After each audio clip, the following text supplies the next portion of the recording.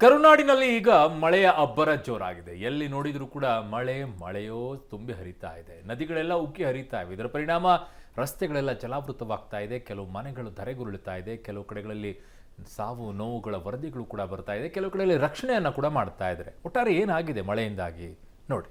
ಉತ್ತರದಲ್ಲಿ ಮಳೆ 108 ರಗಳೆ. ಘಟಪ್ರಭೆ ಅಬ್ಬರಕ್ಕೆ ಅವಾಂತರಗಳ ಸುರಿಮಳೆ. ಮನೆಗಳಿಗೆ ಜಲಾಘಾತ, ಕುಟುಂಬಗಳ ಸ್ಥಳಾಂತರ. ಮಹಾಮಳೆಗೆ ಕರುನಾಡು ತತ್ತರಿಸಿ ಹೋಗಿದೆ. ಎಡಬಿಡದೆ ಸುರಿತಾ ಇರುವ ಮಳೆಗೆ ಅವಾಂತರಗಳ ಸರಮಾಲೆಯೇ ಸೃಷ್ಟಿಯಾಗಿದೆ. ಬೆಳಗಾವಿಯಲ್ಲಿ ಘಟಪ್ರಭಾ ನದಿಯ ರೌದ್ರ ನರ್ತನಕ್ಕೆ ಗೋಕಾಕ್ ನಗರದ 20 ಮನೆಗಳಿಗೆ ಏಕಾಏಕಿ ನೀರು ನುಗ್ಗಿ ಜನ ಪರದಾಡಿದ್ದಾರೆ. ಹಳೇದನದ ಪೇಟೆ, ಉಪ್ಪಾರಗಲ್ಲಿ, Kumbaragalli, mutton ಮಾರ್ಕೆಟ್ನಿಂದ 20 ಕುಟುಂಬಗಳನ್ನ Gokak junior college ಸಮುದಾಯ ಭವನದ ಕಾಳಜಿ ಕೇಂದ್ರಗಳಿಗೆ ಕಳಿಸಲಾಗಿದೆ. ಹಂಪಿಯಲ್ಲಿ ಪ್ರವಾಹದ ಭೀತಿ, ಐತಿಹಾಸಿಕ ಸ್ಮಾರಕಗಳು ಮುಳುಗಡೆ. ಕಂಪ್ಲಿ ಪಟ್ಟಣಕ್ಕೂ ನೆರೆಯ ಆತಂಕ. ತುಂಗಭದ್ರಾ ಜಲಾಶಯದಿಂದ ನದಿಗೆ 90,000 ಕ್ಯೂಸೆಕ್ ನೀರು ಬಿಟ್ಟಿದ್ದರಿಂದ ಹಂಪಿಯಲ್ಲಿ ಪ್ರವಾಹದ ಪರಿಸ್ಥಿತಿ ನಿರ್ಮಾಣ ಆಗಿದೆ. ಧಾರ್ಮಿಕ ವಿಧಿವಿಧಾನ ಮಂಟಪ, ಪುರಂದರದಾಸ ಮಂಟಪ, ಜನಿವಾರ ಮಂಟಪ, ಸ್ನಾನ ಘಟ್ಟಗಳು ಸಂಪೂರ್ಣ ನೀರಿನಿಂದ ಆವೃತಗೊಂಡಿದ್ದು ಜನರಲ್ಲಿ ಮತ್ತಷ್ಟು ಆತಂಕ ಹೆಚ್ಚಳ ಮಾಡಿದೆ. ಬಳ್ಳಾರಿ ಜಿಲ್ಲೆಯ ಕಂಪ್ಲಿ ಪಟ್ಟಣಕ್ಕೂ ನೆರೆ ಆತಂಕ ಶುರುವಾಗಿದೆ. ಕಂಪ್ಲಿಯ ರಸ್ತೆ ಸೇತುವೆ ಮೇಲೆ ಸಾರ್ವಜನಿಕ ಸಂಚಾರಕ್ಕೆ ನಿಷೇಧ ವಿಧಿಸಲಾಗಿದೆ. ಇನ್ನು ಅಪಾಯವನ್ನು ಲೆಕ್ಕಿಸದೆ ಕೆಲ ಮೀನುಗಾರರು ಮೀನುಗಾರಿಕೆಯಲ್ಲಿ ತೊಡಗಿದ್ದಾರೆ. ನಡುಗಡ್ಡೆಯಾದ ನವವೃಂದಾವನ. ಕೊಪ್ಪಳ ಜಿಲ್ಲೆಯ ನವವೃಂದಾವನ ನಡುಗಡ್ಡೆಯಂತಾಗಿದೆ.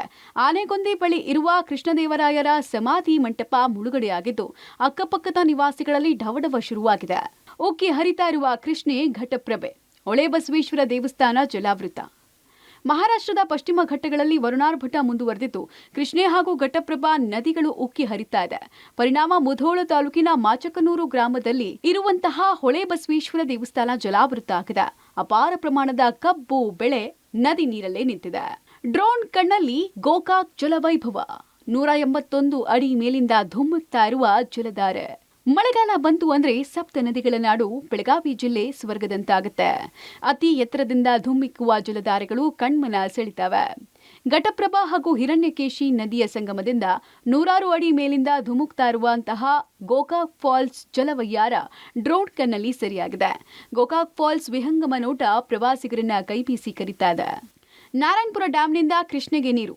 ಗ್ರಾಮಗಳು ಜಲಾವೃತ, ರೈತರ ಪರದಾಟ. ನಾರಾಯಣಪುರ ಜಲಾಶಯದಿಂದ ಕೃಷ್ಣಾ ನದಿಗೆ 3 ಲಕ್ಷ ಕ್ಯೂಸೆಕ್ ನೀರು ಬಿಡುಗಡೆಯಾಗಿದ್ದು ಕೃಷ್ಣಾ ನದಿ ಉಕ್ಕಿ ಹರಿತಾ ಇದೆ. ರಾಯಚೂರಿನಲ್ಲಿ ನದಿ ಪಾತ್ರದ ಗ್ರಾಮಗಳು ಮುಳುಗಡೆಯಾಗಿದೆ. ಕೃಷ್ಣಾ ನದಿಯಲ್ಲಿ ರೈತರ ಪಂಪ್ ಸೆಟ್ಗಳು ಕೊಚ್ಚಿ ಹೋಗಿದ್ದು ಲಿಂಗಸುಗೂರು, ದೇವದುರ್ಗ, ರಾಯಚೂರು ಅನ್ನದಾತರು ಪರದಾಡಿದ್ದಾರೆ. ಕ್ಷಣ ಕ್ಷಣಕ್ಕೂ ಪ್ರವಾಹದ ಆತಂಕ ಹೆಚ್ಚಾಗ್ತಾ ಇದೆ. ಕಾಳಜಿ ಕೇಂದ್ರ ತೆರೆಯೋದಕ್ಕೆ ತಾಲೂಕು ಆಡಳಿತ ಸಿದ್ಧತೆ ಮಾಡಿಕೊಂಡಿದೆ.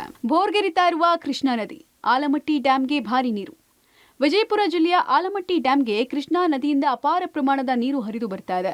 ಇದರಿಂದ ನಿಡಗುಂದಿ ತಾಲೂಕಿನ ಆಲಮಟ್ಟಿ ಬಳಿಯ ಅರಳದಿನ್ನಿ ಗ್ರಾಮದ ಕೆಲ ಜಮೀನುಗಳಿಗೆ ನೀರು ನುಗ್ಗಿದೆ. ಕಬ್ಬು, ಜೋಳ ಬೆಳೆಗಳು ಜಲಾವೃತಗೊಂಡಿದ್ದು ಹೊರಹರಿವು ಮತ್ತಷ್ಟು ಹೆಚ್ಚಾದ್ರೆ ಸಂಪೂರ್ಣ ಜಮೀನುಗಳು ಜಲಾವೃತಗೊಳ್ಳಲಿದೆ. ವಾರಾನ್ಗಟ್ಲೆ ಇದೇ ರೀತಿ ನೀರು ನಿಂತಲ್ಲಿ ಬೆಳೆ ನಾಶವಾಗುವ ಭೀತಿ ರೈತರದ್ದು.